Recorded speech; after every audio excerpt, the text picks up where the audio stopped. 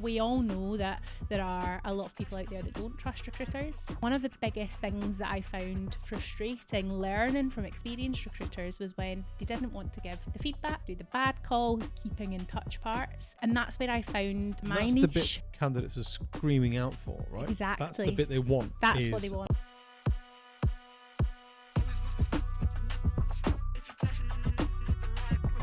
Welcome back to another episode of RecTalk, being filmed live from the Firefish HQ. You guys call it the Aquarium, right? The Aquarium, yes. It looks nothing like an aquarium.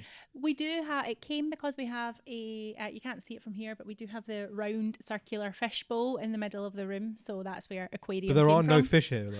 We used to have fish a long time ago, but yeah, the upkeep. Nobody wanted to clean the tank. They do. People don't realise that. My kid's definitely not getting a fish when he's old enough to start asking for one. Can't be doing with the upkeep. No, but there you go.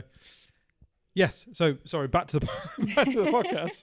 I'm your host, Nitin, founder of RecTools.io, co-founder of RecCircle, host of this glorious podcast, and co-founder of the Recruitment Curry Club and anything else that I'll get involved in between now and then. So keep an eye out in the descriptions for that. I've got Louise Cunningham with me. And Louise, you are the Director of Customer Success at Firefish. Yes, I am that. Director. I called her head of and she did not like that. Because we do have heads of as well. So right. Yeah, okay, so it's just our organisational structure. So we've got a couple of heads of that look after the individual functions, and then we have our director is broaching, multiple functions there as well. And are you listed on Companies House as a shareholder? Not one of those ones. Yeah, so, no, not yet. That's all I'm saying. I'm winding you up. Right, you've got a really interesting topic you wanted to talk about, which is effectively kind of how recruitment agencies can use the SaaS customer success model in recruitment. Yeah. So I intentionally didn't explore that a bit more off camera because I'm going to kick it off with, I don't think recruitment businesses should be selling their services as a SaaS product. However, I could be convinced that the customer service or customer success side is probably something that could be translated. So over to you. Yeah. Tell me what you guys have learned doing what you guys do and why you believe that recruitment businesses should be doing that. Yeah, I absolutely agree with you. I don't think they should be modelling on that kind of SaaS element of the sales side of it, but from a service element, I don't think service should really differ from whatever industry you're in, and that comes from even the sales aspect of it. I've always had roles where I've been involved in kind of sales and moving into customer service, and they go hand in hand, right? If you don't give somebody good service at the sales side, you're not going to win that business, and that's what you've got to carry on. So I think one of the main things that we have kind of learned over the years is, yes, you want to give your customers a really good experience regardless of who they are, but you're going to have different levels of customer experience there as well, and different levels of customer success. So I would always start with mapping out and remapping probably on an annual basis what levels of experience and journeys that your clients and your candidates will go through. Because recruiters, we've only got one level of person that we've got to service. They're all our clients. Whereas recruiters have obviously got the two elements of that. You've got to, service the clients, and then in a very different level of service, you've got the candidates. They both have different wants and needs. So it's about doing that mapping. So when I'm talking about mapping, honestly, I just get out a big mind map, and I'm diagramming it and updating it kind of on the annual basis as to, okay, what's the very core of what we want to offer? What's the very core of what's going to drive that repeat business? Because SaaS is all about, most of them, MRR. If you don't give that good service, you're not getting your MRR. So as much as you're kind of saying, no, we don't want to do sales in a SaaS way. No, you don't, but you want to make sure you get that repeat business. And if you're not operating at the same service level, the chances are those people are not going to come back if they don't get what they need. So you think consistency obviously is key within that, right? Consistency is absolutely key. And then looking at things like, are you using your CRM to code, if you've got candidates? Yes, every candidate should have a base level, and that base level should be excellent. And that's what we pride ourselves on here as well. It's not that anybody gets subpar service, But commercially focused, you know who is like your high in demand skills that you absolutely need to grip on to them and keep a hold of them, and you don't want them to go to your competitors. And you know the ones that are 10 for a penny. You're going to be able to find those people like whenever, wherever. So it's about the differing levels of service, and that comes down to not just how much time you're kind of spending with them, but what materials have you got for them? How can you automate certain things there as well around about, you know, and I'm not just talking about just automating dripping sequences, because I know everybody's looking at all of that kind of stuff now, but the different expectations that you set on, okay, if they're a 5-star candidate, this is what we're talking to them at these points, we're physically picking up the phone, we're doing ABC, versus if they're like a 3-star candidate, we still need them, we still want them, but you maybe don't need to spend, but they don't necessarily need as much nurturing and that constant contact. That's a really good way of looking at it, actually, because that's going to drive that level of loyalty. Take the candidate as a perfect example. That absolutely will then feed into, you know, success rate in them answering the phone, responding to emails, saying yes or no to vacancies that you present to them, being honest about their salary expectations, their notice period, because we know that candidates can sometimes either not respond at all or be very kind of closed-guarded about things like notice and so on and so forth. And that comes from a fundamental lack of trust in that recruiter, really.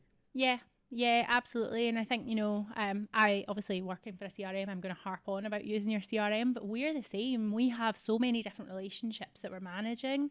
Recruiters are the same. So it's about, you know, using that CRM, having that, okay, I'm going to talk to these people here, here, and here. How can you then, so it's not about automating the touch point, it's about automating the reminder for you to remember to go and speak to them at the point you've said you're going to, because you're absolutely right, it's about building that trust. And I think that's where we all know that there are a lot of people out there that don't trust recruiters, and I think this, you know, if we are growing up through recruitment, when I done my previous role to Firefish, I was a recruiter, and actually all of our team, that's what we're looking at we're bringing people in with that experience.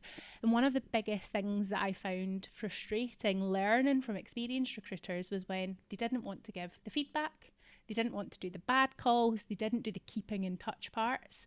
And that's where I found my niche. That's the bit where candidates are screaming out for, right? Exactly. That's the bit they want. That's what they want. I applied for a job, I didn't hear back. Yeah. You spoke to me about this job and said you'd give me feedback from the client, and you never did. Yeah. You know, those little things make a massive difference. Because Huge difference. Ringing you up as a candidate and saying, I'm really sorry, Louise, I was presenting your CV and my client's not interested, I don't want to proceed with you. A, yes, it's a difficult phone call. Yeah. And B, it's not a revenue driving phone call. No. Right? Because if I've submitted 6 candidates and they want to interview 4 of them, my priority is going to be getting those 4 booked in for interview. But we often lose sight of the fact that actually, if you were good enough for me to include you in my shortlist to my oh so precious client that I will need to keep on board and keep happy, you were obviously a good candidate. Yes. So I should treat you with the decency and the respect to say, look, on this occasion, no, but let's find something else for you. Right? Exactly. Whether that's start a spec project or pass that on to somebody else in the team or whatever, it's that level of, which, I mean, obviously in the SaaS world, you call it customer success. Yeah, we've always got those touch points. So that's when you're looking at like that kind of journey mapping is about, okay, if this happens, so if they are a good candidate, if they're like creme de la creme, they're your 5 stars, you're going to do everything you can. You're going to be talking to them constantly all over them.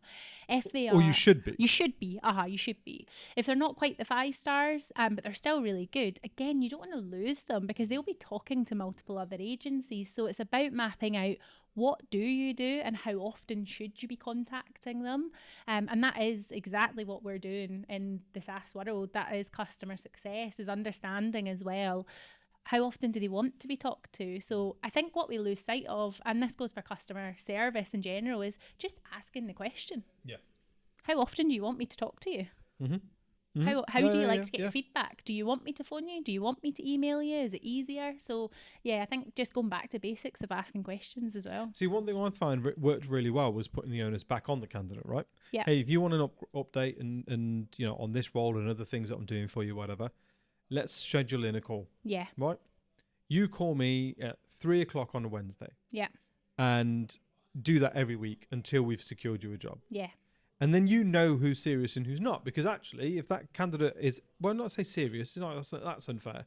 You know whether you've serviced that candidate in the right manner or not, because the ones that you've done a good job with will call you on that Wednesday at 3:00 as agreed and say, hey, what's the update? Here's what I've done so far. In my job search, what have you done for me? Yeah. The ones who don't ring you, well, yeah, they're not worth your investment. Or you didn't work hard enough to get them to buy into you, right? But in either scenario, you then realise that. But that's the whole point in scheduling and like you said, ask the candidate. Yeah. How often do you want to keep in touch? You know? What's your take on kind of automated outreach? It's a hot topic. It's discussed all the time. There's a place for it. Absolutely. There's a time and place for it. We do elements of automated outreach. I guess it depends on the volume of candidates and clients that you are dealing with as well. Things like, we've got automated job alerts that go out. There's like semi-automated things for mail shots. There's absolutely a place for that. And there is a place for certain automations of touch points, but where I've got it set up for my clients is more automating the reminders to the success manager, the owner of that account, to have a conversation or to check, have you spoken to them recently? It's the reminder of, have you done this? Because the last thing you want to do is have an automated email sequence that goes out and it says to you, hey, like, here's some information, but actually I'm just off the phone with you an hour ago and I've spoken to you about that, because that looks a bit daft. So it's finding the right balance of automating certain elements and automating the reminders to keep the relationships going, but not necessarily automating the relationship. Yeah, I got that. Tell me about some success stories then that you've seen with clients that have implemented this sort of stuff, and what's worked and why. Yeah, so I think one of the biggest success stories from a client recently was talking to me more on their client side is about using the data, because once you've kind of mapped out your journeys and you've got the data at your fingertips, you've got everything coded, it's about then using some of that semi-automation there to enhance the relationship and the touch points of the relationship, and through doing that they've been able to actually do business development and drive more people coming in off the back of testimonials that they have. So again, it's that asking for feedback. Right? If we put in the feedback loops and we don't just rely on the fact that I've placed a candidate with you, Mr. Client, and that's all and good. Therefore you must like me now. Yeah, you must like me. You're going to use me again. And you'll give me the next vacancy. Yeah. It's asking throughout the different stages as well, not just at the end stage. Like, how are we doing? Would you do anything differently? Would you give me a testimonial? And then, like, one of these clients, they've actually used these snippets throughout to say, right, here's the feedback that we've got on each stage, building out the kind of case studies, the presentations, and using that to then go and drive business development emails there again through that to generate leads. And they generated leads and made placements off the back of that, because it's using the real life, here's what we do for you. And that's what we've got to do a lot more of. Like, I think, recruiters, we're great at collecting data, but it's then what do we do with that data as well? So, we're running our own kind of feedback. Anybody who follows MD and Firefish has probably seen lots of feedback going on just now, because we actively say, hey, we've had a good meeting, or, you've made some good progress. Could you give us a wee shout out about that? Can we take a testimonial from you? And the sales guys were saying earlier, they're getting comments from prospects about it. So that kind of stuff becomes visible and helps you to get that brand exposure there as well. What do you think prevents recruitment businesses from asking? Because it almost feels too obvious, right? It does. Go and ask for feedback, right? What do you think stops them from doing it? Is it a fear of the truth? I don't even think it's just recruitment businesses, because we've definitely been there ourselves, and this has been the learnings of, again, I speak to a lot of recruitment kind of marketeers or specific recruiters who they've got a wee Survey Monkey link or another like survey link there that they go and collect feedback from, or try to collect feedback, but they don't actively ask you and say, hey, we're sending this to you. It's just like at the bottom of an email, or it's a link. And we've been there ourselves before, and I think it is a fear. It's a fear of somebody potentially turning around and saying, actually, your service wasn't that great. And we don't like to hear the negatives, right? No. But that's so valuable, though. This is the point. All feedback is a gift. So that's where I've been really pushing my team, and we're seeing the difference in it, because actually, we're quick as a race. We're quick to shout about things when they go wrong, but we're not actually quick to turn around and say, hey, you gave me some really good service. This is what worked really well. And this was really good for us. And I suppose actually finding out that there's a part of your process that you probably don't put enough emphasis on, that is actually highly valued, because, unbeknownst to you, your competitors are not doing it. Exactly. And that could be the thing that you're sat on that you're just not quite pulling the trigger on. Yeah. Because you didn't realise. Exactly. So I think you're absolutely right. It's that fear. And that's what we've just got to be like, okay, well, let's just get over the fear, and we learn from it. If we do get that negative feedback, if anything ever happens, okay, how do you prevent that from happening again? Because you want to know about that. Yeah. Because we should want to. You should want to know about it, because then that could be something that your competitors are doing better than you, and it could be a quick fix that you're just not aware of because nobody's went out of their way to tell you. And now that you're asking, you're getting the information. Yeah. No, it's interesting. That's very much like the sort of late 80s, early 90s Apple approach was exactly that. Let's not get into a tech race and try and build better tech and faster tech. Let's look at the stuff that our competitors are not doing very well, that people are not happy with, and address that. Yeah. And that will be our differentiator. Yeah. So no, we won't have the fastest machine or, the most spec'd up PC or home PC. Yeah. But what we will do is have a computer that looks nice, that it doesn't look like you can put in your living room without it feeling like it's the office. Yeah. And it's reliable. Yeah. And doesn't crash as often as our competitors. Yeah. And like that was enough. Do you know what I mean? Yeah, so it's kind of almost figuring that part out, isn't it? Like, what's the thing that we're naturally good at and our competitors aren't doing very well? Yeah. Or what do we need to work on? Or, if we don't have, everybody's got their different models of like their 180s, their 360s. But if there is something that's coming up all the time that then says, actually, your model, it's something that's in your model, well, you would want to know to be able to change that, or you should want to know to be able to change that. I mentioned earlier, we only hire people into our customer service team who have a recruitment background. So we want people to know what our clients are experiencing and the frustration and why these things are important and why would they be trying to build that dashboard. It, right? Yeah, you just got to get it. Yeah. I've went against that before, and we've hired people who have had good SaaS experience but not recruitment experience. It doesn't work. So it's looking at taking that feedback and understanding from the data that you're getting. Do you have the right players in there as well? Yeah. Or do we need to change up that model? And it's all of that comes from just asking the questions. No. Okay. You've convinced me. Thanks. Doing a very good job. It takes a lot for me to go, I don't know about that. That was good. Any closing thoughts? Anything you want to leave us with? Any pearls of wisdom that people can go, listen to that on that podcast and that was brilliant? Well, one thing I would say is going back to your comment on automation, some of the things where I think you could look to use, AI and automation is those frequently asked questions, the things that you're always getting from your candidates or indeed your clients. Those are the bits that you could automate. And I'm not talking about email sequences. It's things like there's lots of free video tools out there. Record the video of like an onboarding pack. So not onboarding in the sense of, they've got the job and this is what needs to happen. How do you onboard a client to work with you? Do you just assume that they know everything, or what's your standard timelines?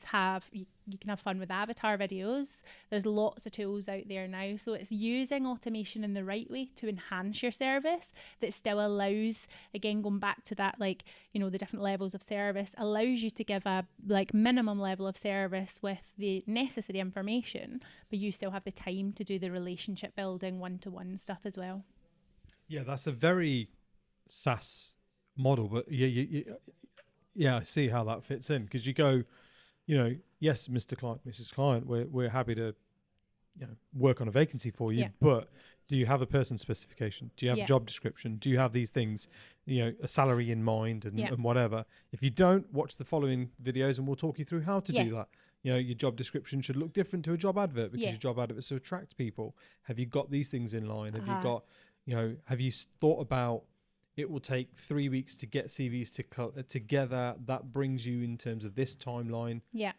Now, have you got people going on holiday? Are all your decision makers in for the next 2 weeks to be able to interview first and second stage and make a decision? Has it been signed off? Do you have a PO number ready? Yeah. If all of these things are in place, then hey, we're good to go.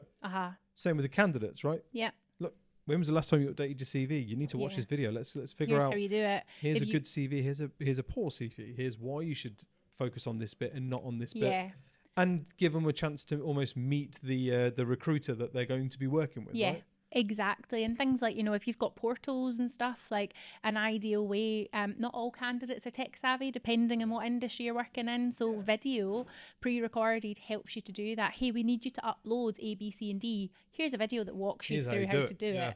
So those here's are our things registration form. Here's a video on how to quickly fill it out. Because you'd be on the phone so many times answering those same questions. So think about the repeatable stuff that doesn't have to be done on one-to-one. Triage onto, which again makes people sticky, because they're now on your SaaS words again, right? But makes your users sticky to your platform, which then makes them navigate around and do other things, and then go, oh, I didn't realize they did this. And I can go and sign up to the job alerts, and then again, videos aim to your clients around things like, how do you want to engage with an agency? Is this a contingent bit of work? Because if so, then these are the things. But actually, have you considered retaining this with us? Have you considered giving it exclusive for 2 weeks? Here's the benefits as to why. And you're almost you're kind of programming them into the thought process of, hey, I might want to do, go on, tell me about that. I have seen that. I want more. And that's it. It's like using the video to be able to then drive the deeper discussions and the deeper conversations that can win you more business. Or then you start to think, oh, actually you do A, B and C, but we're only doing this part with you. So how can we give you more of our business? No, I love that. And that's why she's Director of Customer Success. Yep. That's it. Thank you so much. This is really, really insightful. I think, there'll be a lot of value that comes off the back of this. For people who want to reach out to you, can they connect with you on LinkedIn, or are you go to customer service? No, you can connect with me on LinkedIn. No, you can connect with me on LinkedIn. We're very open. Any connections, anything that people want to know, feel free to reach out. Brilliant. Thank you so much. Guys, that's all from us. I've thoroughly enjoyed this one. New episodes drop every Wednesday and every Friday. Thank you for liking, sharing, subscribing, and doing all the cool shit that you guys do to keep us number one. We'll see you again next time. Ciao. That was good. Thank you.